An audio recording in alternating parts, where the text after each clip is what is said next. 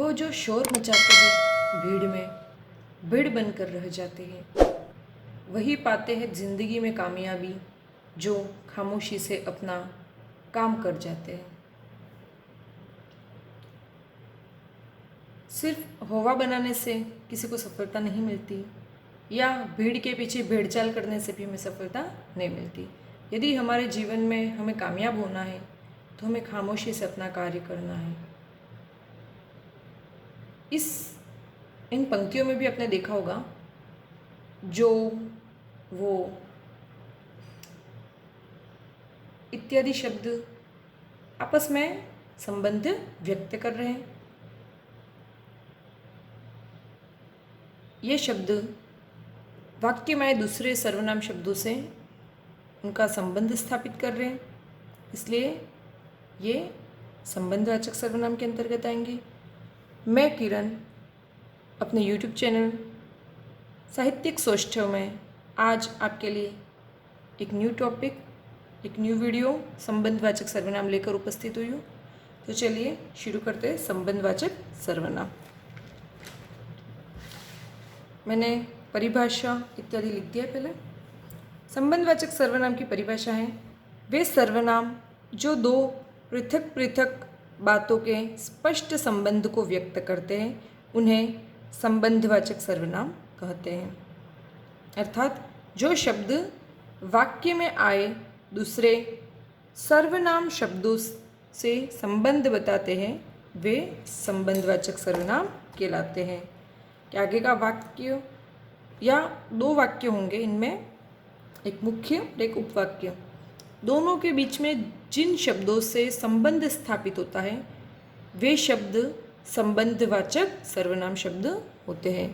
अब वो संबंधवाचक सर्वनाम शब्द कौन कौन से हैं, तो चलिए आइए हम देखते हैं।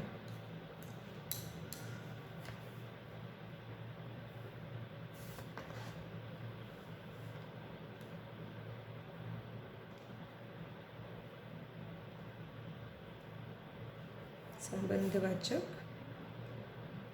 सर्वनाम शब्द।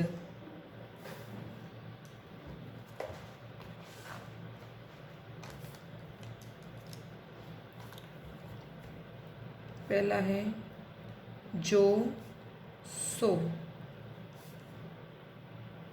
दूसरा है जो वह, तीसरा है जिसकी उसकी, चौथा है जिसने वह,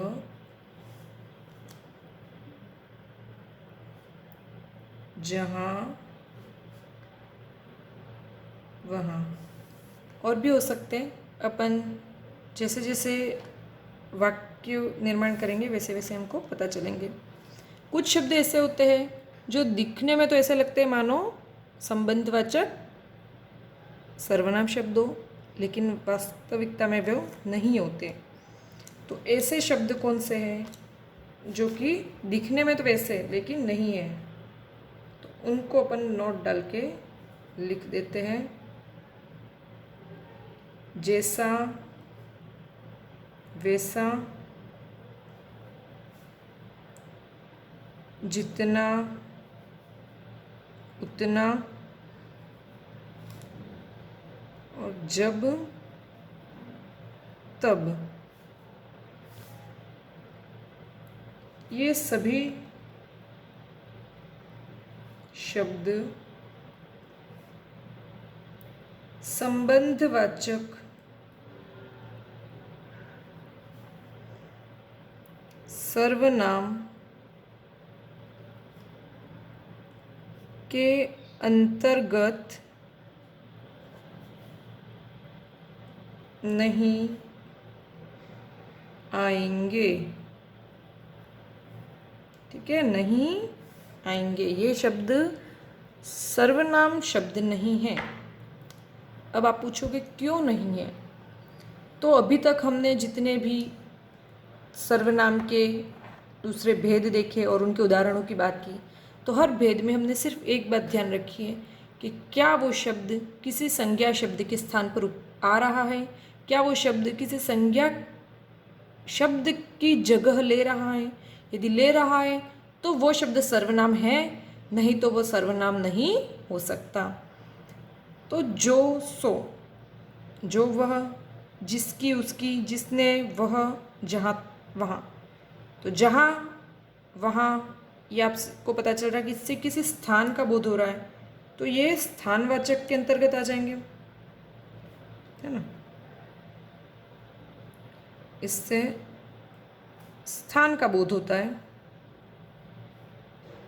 तो ठीक है। व्यक्ति, वस्तु, स्थान के नाम की जगह आने वाले शब्द सर्वनाम है, सही है। बाकी जो, जिसकी, जिसने, ये सारे शब्द जितने भी आपको दिखाई दे रहे हैं वह व्यक्ति या फिर आप कह लो प्राणी का बोध करवाते हैं, इसलिए ये शब्द भी संबंधवाचक सर्वनाम होंगे। अब इनको अपन एग्जाम्पल से समझ लेते हैं। जब मैंने ये शुरू किया था वीडियो, तभी मैंने आपको सबसे पहला जो एग्जाम्पल दिया था वो यही था।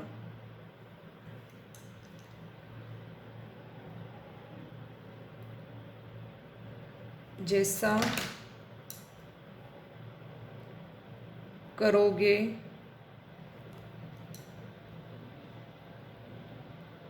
वैसा भरोगे, ठीक है। जैसा करोगे वैसा भरोगे, जैसा वैसा। अब बोलोगे संबंध तो इनमें भी व्यक्त हो रहा है, फिर ये संबंधवाचक सर्वनाम क्यों नहीं है? तो जैसा का उत्तर क्या होगा? कैसा प्रश्न पूछे तो कैसा हो सकता है। तो कैसा की जगह, जैसा की स्थान पर क्या किसी व्यक्ति, वस्तु या स्थान का नाम आ सकता है?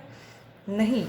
तो यह सर्वनाम का उदाहरण नहीं हो सकता। इसकी जगह अगर मैं कहूँ, इसी को थोड़ा अपन चेंज कर लेते हैं, जो करेगा वो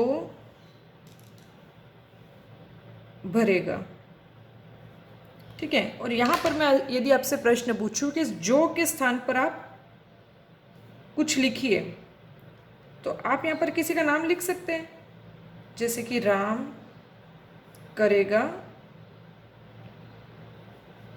राम भरेगा, लिख सकते हैं ना। तो इस राम को इसने रिप्लेस किया ना, जो ने और वो ने।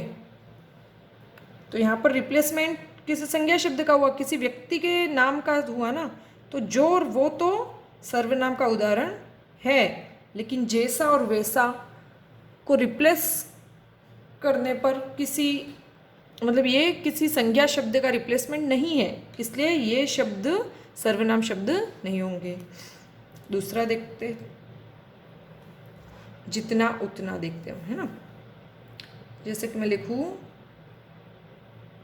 जितना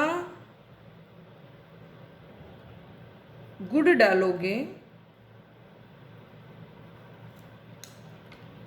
उतना मीठा होगा, ठीक है।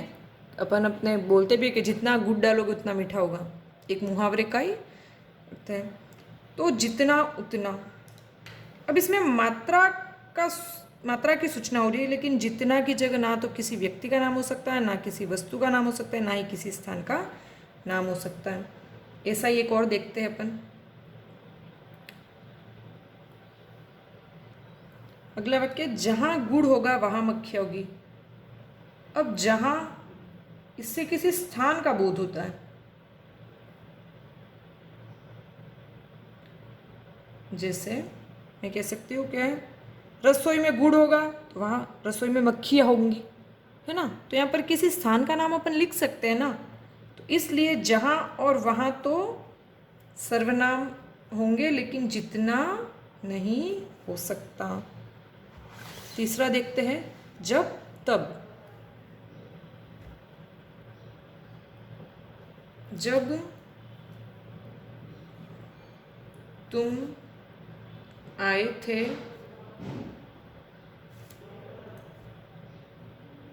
तब मैं सो रहा था। ठीक है, एक सेंटेंस है, जब तुम आए थे तब मैं सो रहा था। तो जब और तब। कुछ और उदाहरण भी मैंने लिख लिए जिनको एक बार देख लेते हैं। जो सोएगा सो खोएगा। जो के स्थान पर हम किसी व्यक्ति विशेष का नाम लिख सकते हैं, जैसे कि पराग सोएगा तो पराग खोएगा, मतलब वो जीवन में अगर सोया रहा तो वो अपने जीवन में कुछ भी प्राप्त नहीं कर सकता। जो सत्य बोलता है वह नहीं डरता। कि जो व्यक्ति हमेशा सच बोलता है उसे किसी से डरने की ज़रूरत नहीं होती है। तो जो वो भी किसी व्यक्ति की ओर संकेत कर रहे हैं। जो दूसरों के लिए कुआं खोदता है वही उसमें गिरता है। जो से पता चल रहा है कोई व्यक्ति विशेष है जिसके स्थान पर हमने जो शब्द का प्रयोग किया है। जिसकी लाठी उसकी भेस, जिसकी की जगह में कोई शब्द जैसे रमेश की लाठी रमेश की भेस, रमा की लाठी रमा की भेस कह सकती हूँ। जिस थाली में खाना उसी में छेद करना। लेकिन यह जिस शब्द से में के स्थान पर किसी व्यक्ति वस्तु या स्थान का नाम तो हम ले नहीं सकते। किस थाली, तो भले आप बोलोगे थाली तो वस्तुवाचक शब्द है, लेकिन हमको इसको नहीं, हमें सिर्फ जिस शब्द को देना है। क्या जिस शब्द किसी व्यक्ति के स्थान पर प्रयुक्त हुआ है? नहीं। किसी वस्तु के स्थान पर? नहीं। या किसी स्थान के स्थान पर? नहीं। तो यह जो है यह भी सर्वनाम का उदाहरण नहीं होगा। जैसे जैसा वैसा जितना उतना जब तब था, वैसे ही जिस और उसी को भी हम जोड़ देंगे। चौकी जहाँ की थी वहाँ रख दी। मैं कल ही नादान पर दोस्त वाली कहानी पढ़ा रही थी, वहाँ पर ये वाक्य आया था और तब मेरे दिमाग में एकदम से आया कि हाँ, यहाँ पर भी संबंध स्थापित हो रहा है कि केशव और उसकी बहन श्यामा दोनों चिड़ियाओं की मदद के लिए बहुत सारे छोटे छोटे काम करते हैं और वो वहाँ तक पहुँचने के लिए चौकी लाते हैं। तो चौकी जहाँ की थी, मतलब मान लो कि चौकी बाथरूम में रखी थी तो वहाँ से उन्होंने उठाई थी और वापस बाथरूम में ही रख दी। तो यहाँ पर किसी स्थान का बोध हो रहा है, इसलिए यह वाक्य संबंधवाचक सर्वनाम का होगा। जो पढ़ाई करेगा वही उत्तीर्ण होगा। कि जो व्यक्ति पढ़ता है, तो जो किसी व्यक्ति विशेष के स्थान पर आ रहा है, इसलिए यहाँ पर भी संबंधवाचक सर्वनाम है। जिससे कल तुम मिले थे, मेरे उस मित्र का चयन राजकीय सेवा में हो गया।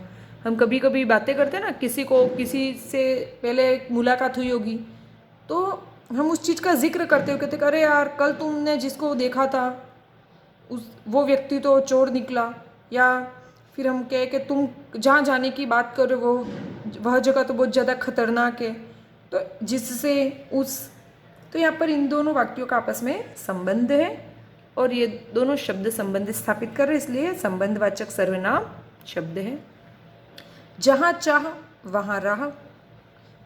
ठीक है, जहाँ पे अपन कुछ चाह ले, यहाँ पे जहाँ और वहाँ स्थान बोधक है।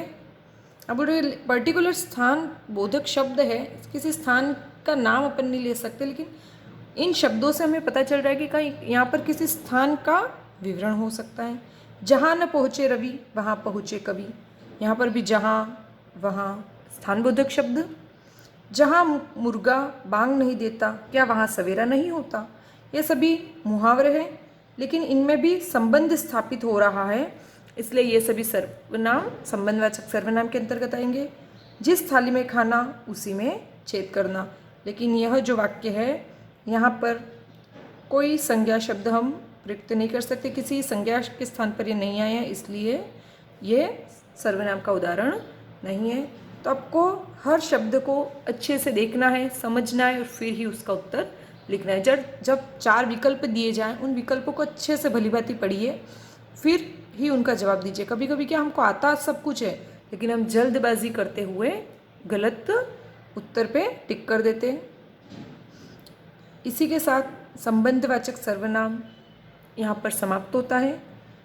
अगर आपको इस वीडियो से संबंध में कोई बात समझ में नहीं आ रही है या कोई संशय है तो आप कमेंट बॉक्स में मुझे लिख सकते हैं। और यदि आपको सच में ये वीडियो बहुत पसंद आया है तो प्लीज़ इसको ज़्यादा से ज़्यादा आप लाइक कीजिए और दूसरों से शेयर कीजिए, ताकि इसका लाभ दूसरे भी उठा सकें, और दूसरों को भी सब्सक्राइब करने के लिए प्रेरित कीजिए। आप सभी का बहुत बहुत धन्यवाद कि आपने मुझे वक्त दिया, मुझे सुना। इसी के साथ मैं अपनी वाणी को विराम देती हूँ और आपसे विदा लेती हूँ। एक बार पुनश्च धन्यवाद। शुभ रात्रि। अब इसका उत्तर हमें समय कि तुम 2 बजे आए थे तब मैं सो रहा था, ऐसा तो कहा जा सकता है, लेकिन इसका ये शब्द किसी संज्ञा या कहूँ कि व्यक्ति, वस्तु या स्थान के नाम की जगह नहीं आया है, इसलिए यह भी सर्वनाम का उदाहरण नहीं हो सकता। कुछ और उदाहरण देख लेते, मैं फटाफट पहले लिख देती हूँ, फिर उन पर डिस्कस करेंगे अपन। शुरू करते हैं। जो सोएगा सो खोएगा। जो के स्थान पर हम किसी व्यक्ति का नाम ले सकते हैं, इसलिए यह है उदाहरण। जो सत्य बोलता है वह नहीं डरता। जो दूसरों के लिए कुआं खोदता है वही उसमें गिरता है।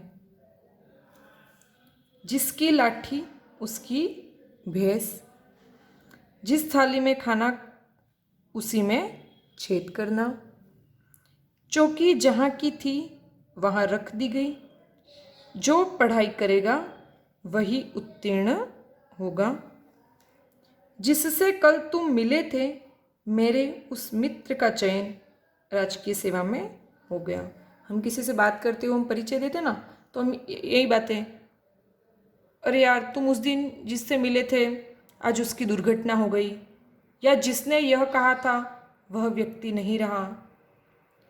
तुम जहाँ जाना चाहते हो वहाँ बहुत ही खतरा है।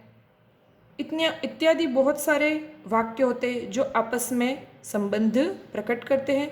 ये सभी वाक्य संबंधवाचक सर्वनाम के अंतर्गत आएंगे। बस हमें उन संबंधवाचक शब्दों का चुनाव करते समय यह ध्यान रखना है कि क्या वो किसी व्यक्ति, वस्तु या स्थान के नाम की जगह आ रहे हैं तो वह संबंधवाचक है, अन्यथा वह नहीं है। कल हम पढ़ेंगे निजवाचक सर्वनाम। तब तक के लिए मैं आपसे विदा लेती हूँ। अगर आपको मेरा आज का वीडियो पसंद आया तो प्लीज़ इसको लाइक करें, शेयर करें और ज़्यादा से ज़्यादा सब्सक्राइब करें। धन्यवाद।